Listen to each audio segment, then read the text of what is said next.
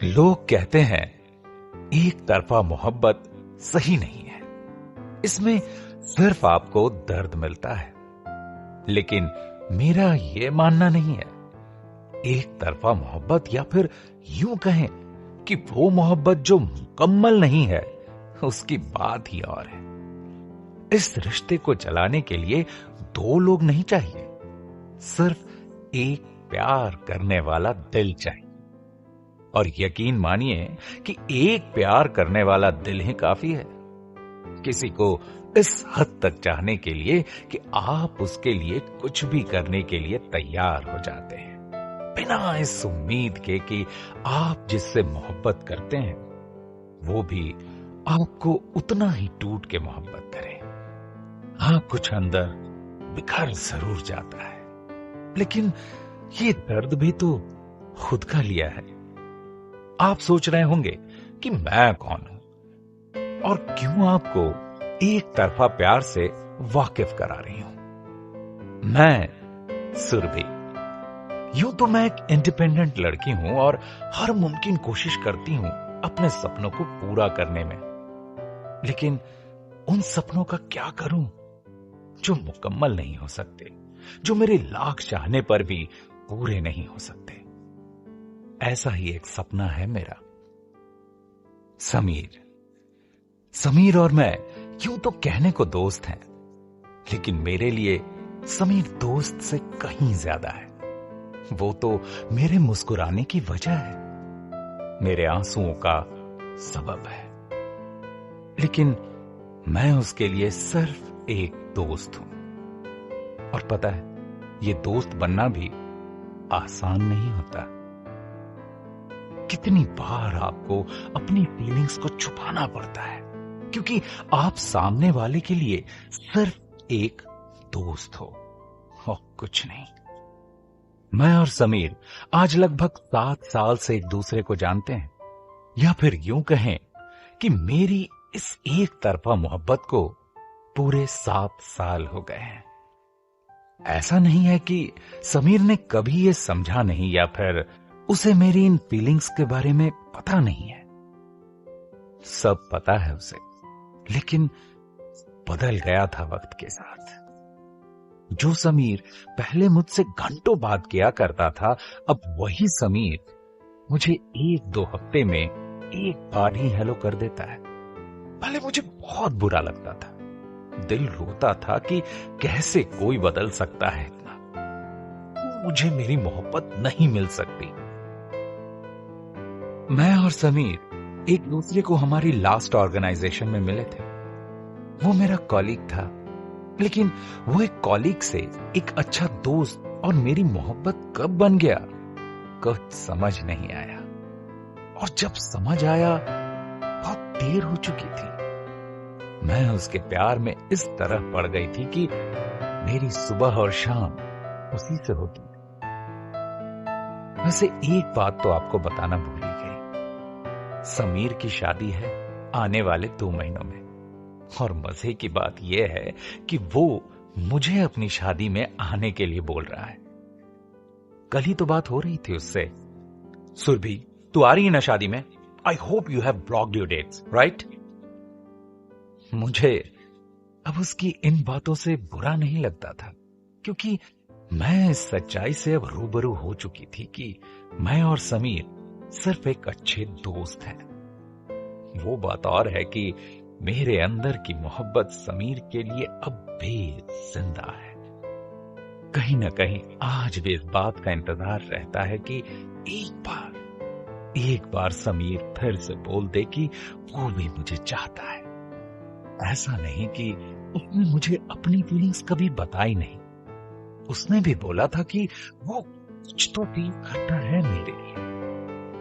मैं और समीर जहां पहले एक ही कंपनी में साथ थे और ज्यादातर टाइम एक दूसरे के साथ ही बिताते थे, वहीं कुछ दिनों के बाद मुझे मुंबई छोड़ना पड़ा। मुझे दिल्ली में एक बेटर जॉब अपॉर्चुनिटी मिली, तो मैं दिल्ली शिफ्ट हो गई।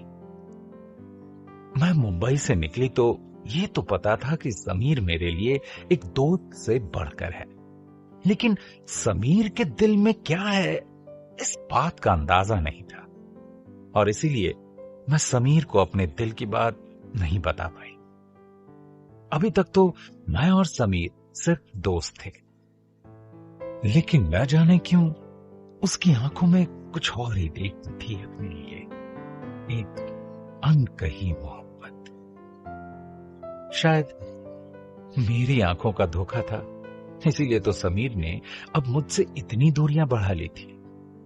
समीर के लिए अब मैं एक कैजुअल फ्रेंड थी, लेकिन अगर मैं अभी उसके लिए महज एक दोस्त थी तो फिर पहले क्या था, जब उसने मुझसे कहा था कि वो भी मुझे पसंद करता है, बस वक्त के हाथों मजबूर है। अब आप सोच रहे होंगे कैसी मजबूरी।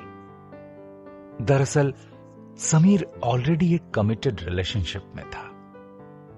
पलक, समीर की मोहब्बत, जिससे वो शादी करने वाला है। समीर और पलक मानो एक परफेक्ट कपल है, और उनका ये परफेक्ट होना मुझे कहीं ना कहीं खलता था, लेकिन मैंने कभी जाहिर नहीं होने दिया, क्योंकि मुझे मालूम था कि पलक ही है जिससे समीर टूट के मोहब्बत करता है। लेकिन फिर जो बातें उसने मुझसे कही थी वो क्या थी? हाँ, उसने कहा तो था कि वो मुझे पसंद करता है। बात तब की है जब मैं दिल्ली में थी। उस बीच मेरी समीर की काफी बात होती थी, यहां तक अगर हम दोनों बात न करें तो दिन अधूरा सा लगता था। और समीर तब वो भी तो यही बोलता था। याद है मुझे कि एक दिन समीर मुझसे सिर्फ इसलिए गुस्सा हो गया था क्योंकि मैंने उसे सुबह का टेक्स्ट नहीं भेजा था। सुरभि, तू जानती है ना, मैं तेरे मैसेज पर ही उठता हूं, फिर भी तूने मुझे मैसेज नहीं किया। मैंने उस दिन महसूस किया कि शायद समीर के लिए मैं अब दोस्त से ज्यादा हो रही थी। ऐसा नहीं था कि मैं पलक की जगह लेना चाहती थी। मैं जानती थी कि पलक एक बहुत अच्छी लड़की है और मैं उसके साथ कुछ गलत नहीं करना चाहती थी, लेकिन दिल का क्या करूं, वो कहां इन बातों को सुनने वाला था। उस दौरान मानो मेरी हर दिन जंग रहती थी दिल और दिमाग के बीच में, और हुआ वही जो अभी तक होता आया है। दिल और दिमाग की लड़ाई में मेरा दिल कब जीत गया मुझे पता ही नहीं चला। मैं धीरे धीरे करके समीर की ओर खींचती चली जा रही थी। उस बीच समीर भी मुझे काफी वक्त दिया करता था। हम कहने को तो अलग शहरों में थे, लेकिन हमारे बीच के फासले बहुत कम हो चुके थे। समीर मेरी आदत बन चुका था। वो समीर जो ये जानता था कि हमारी मोहब्बत पूरी नहीं हो सकती, उसके बावजूद मुझे अपना ज्यादा से ज्यादा वक्त दिया करता था। और मुझे ये लगने लगा था कि समीर भी मुझसे उतना ही मोहब्बत करता है जितना मैं उससे।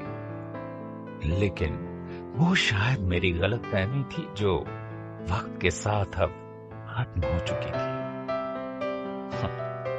क्योंकि अब मैं इस बात को मान चुकी थी कि समीर ना मेरा था और ना ही मेरा कभी होगा। लेकिन उन यादों को कैसे भुलाऊं जो समीर मुझे दे गया है। समीर पहले मुझसे किस तरह घंटों बात किया करता था, किस तरह जानने की कोशिश करता था कि मैंने सारे दिन में क्या क्या किया और क्या नहीं, कुछ खाया, क्या पहना है, कितने सवाल होते थे उसके।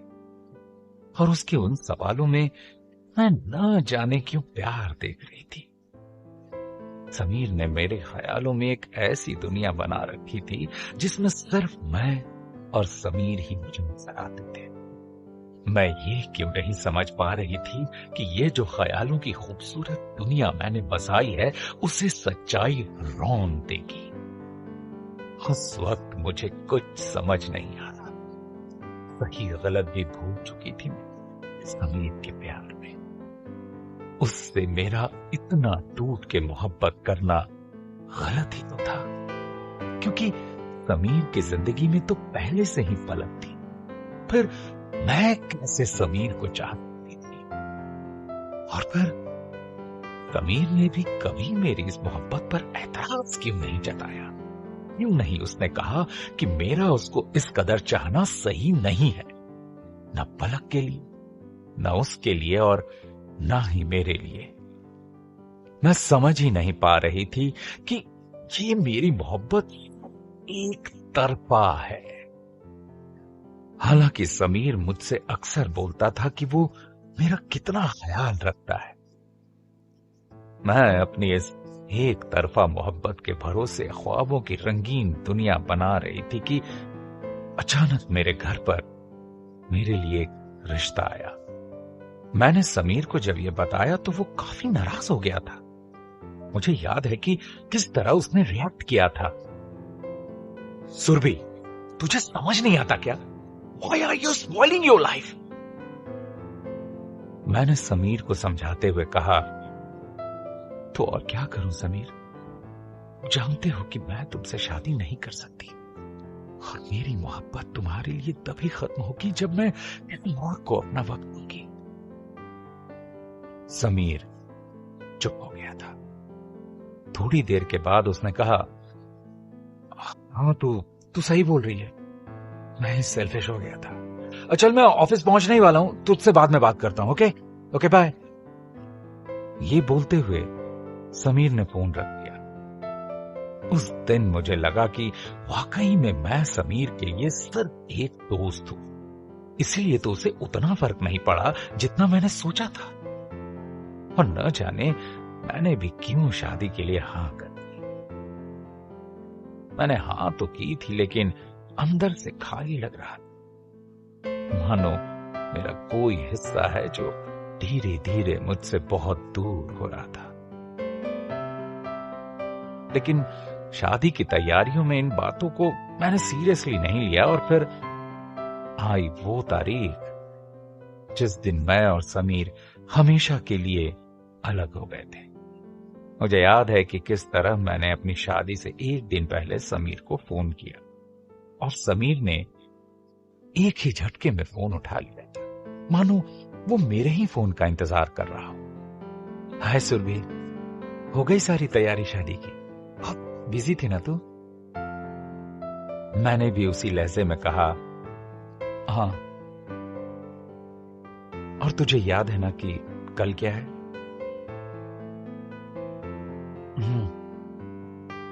तुम्हारी शादी। समीर ने अपने जज्बातों को छुपाते हुए कहा, लेकिन मैं समझ गई थी कि उसे इस बात का डर और यकीन दोनों था कि शादी के बाद मैं उससे बहुत दूर हो जाऊंगी। और समीर का वो डर सच ही तो साबित हुआ था। मैं नहीं चाहती थी कि मैं अपनी शादी की बुनियाद किसी धोखे पर रखूं, इसीलिए इस सच्चाई को मान लिया था कि मेरे पति गौरव ही सब कुछ है मेरे लिए। मेरी शादी के कुछ साल तो बहुत अच्छे से निकले और सच बताऊं, गौरव की मोहब्बत के आगे मैं समीर को भूल चुकी थी। लेकिन शायद तकदीर को कुछ और ही मंजूर था। गौरव जो कि आर्मी में थे, देश के दुश्मनों से लड़ते लड़ते शहीद हो गए थे। उस दिन ने मेरा सब कुछ मुझसे छीन लिया था। मैं धीरे धीरे बदल रही थी, न किसी से मिलना, न बातें करना, न पार्टीज में जाना, न फ्रेंड्स, सिर्फ अपने कमरे की चार दीवारी में गौरव की यादों के साथ घिरी रहती थी। लेकिन क्योंकि मैं एक फौजी की बीवी थी, इसीलिए खुद को फिर संभालने निकल पड़ी और वापस मुंबई आ गई।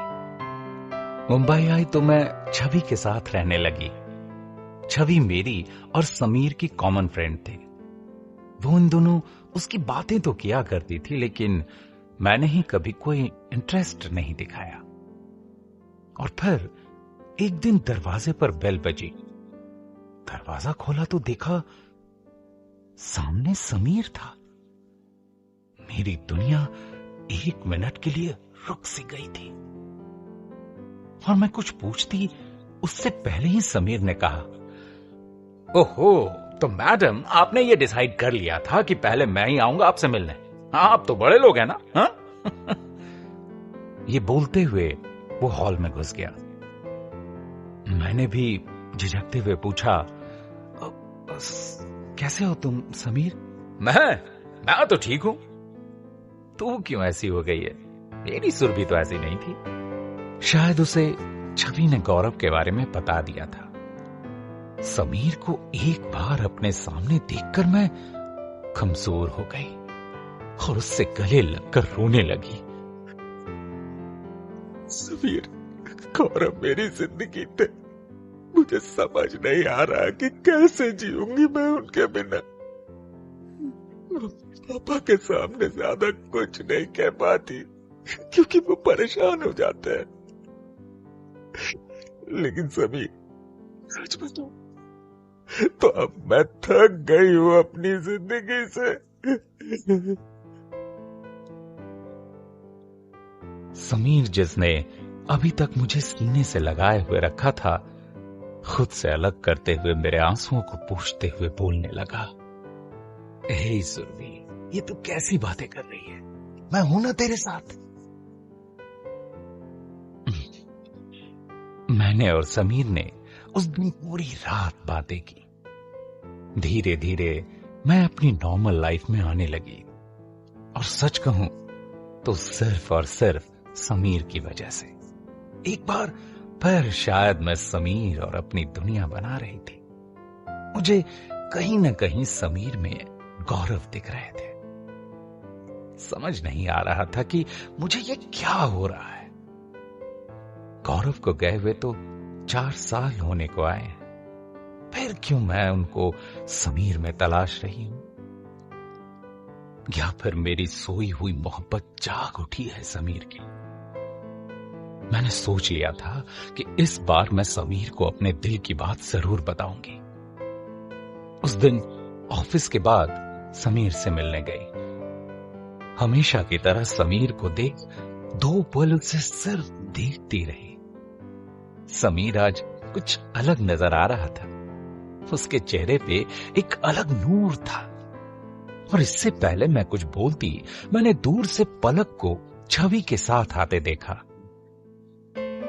ये दोनों यहां क्या हुआ? सब ठीक तो है ना?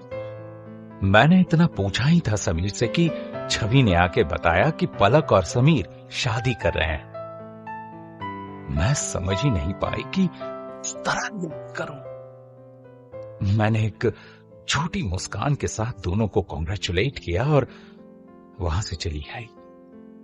उस रात एक बार फिर मेरी इस एक तरफा मोहब्बत ने मेरे मुंह पर एक जोरदार तमाचा लगाया। उस रात मेरा और नींद का तो दूर दूर तक नाता नहीं था। मैं करवटें बदल के रात गुजारने की कोशिश कर रही थी कि इतने में मेरा फोन बजा। समीर का फोन था। मैं फोन उठाना नहीं चाहती थी, लेकिन न जाने क्यों फोन उठा लिया। सुरभि, तू सोई नहीं अभी तक? समीर ने मुझसे पूछा। नहीं, बस सो ही रही थी मैं। बड़े ही बनावटी ढंग से मैंने जवाब दिया। सुरभि, मैं तुझे ये न्यूज सबसे पहले देना चाहता था, और पलक ने ये बात सोशल मीडिया पर कब पोस्ट कर दी तो पता ही नहीं चला यार। समीर की बातें सुनते हुए न जाने क्यों मेरी आंखों से आंसू निकल रहे थे, लेकिन मैं नहीं चाहती थी कि उसे इस बात का पता चले। मैंने भी उससे बड़े कैजुअली कह दिया, अरे it's okay Sameer, and I am really happy for both of you. तुम दोनों परफेक्ट हो एक दूसरे के लिए, ट्रस्ट मी। समीर ने सर में जवाब दिया। शायद बोलना चाहता था पर रुक गया।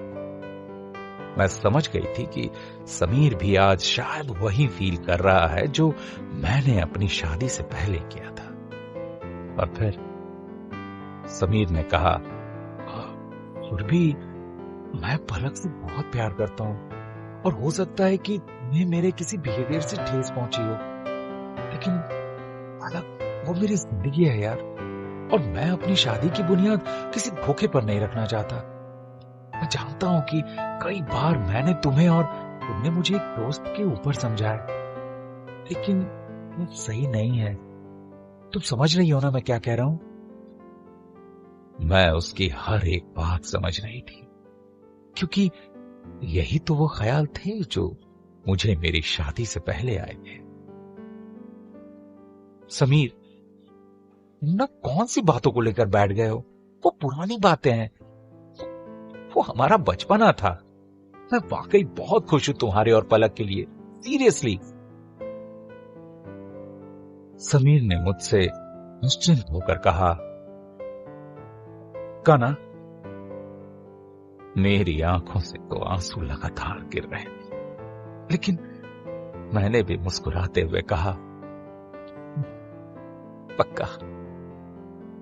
अच्छा चल, अब मैं सोता हूं और तू भी सो जा, और मेरे संगीत में तुझे परफॉर्म भी करना है। You better take care of yourself. मैंने भी कहा, बिल्कुल, आ जाऊंगी। उस रात मैं ये समझ चुकी थी कि अब समीर फिर से एक बार बहुत दूर होने वाला है, जैसे मैं हो गई। और उस दिन मैंने दिल को समझाते हुए ये बात मान ली थी कि हम सिर्फ अच्छे दोस्त हैं। कुछ मोहब्बतें ऐसी ही अधूरी रह जाती हैं, हमेशा हमेशा के लिए।